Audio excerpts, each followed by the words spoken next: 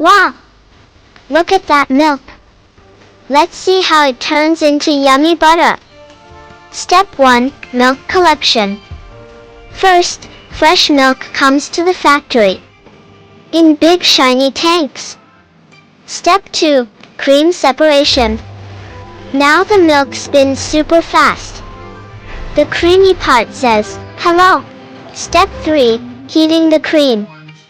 The cream is gently warm to keep it clean and safe. Step 4. Cooling and resting.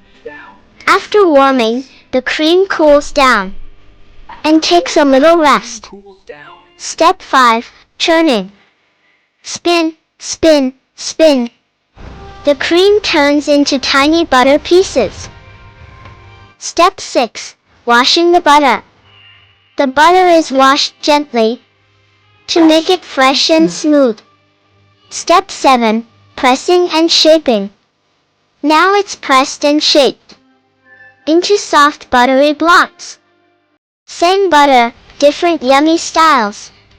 Salted butter, herb butter, unsalted butter, cultured butter. Milk to butter is amazing. Follow for more fun food factory stories.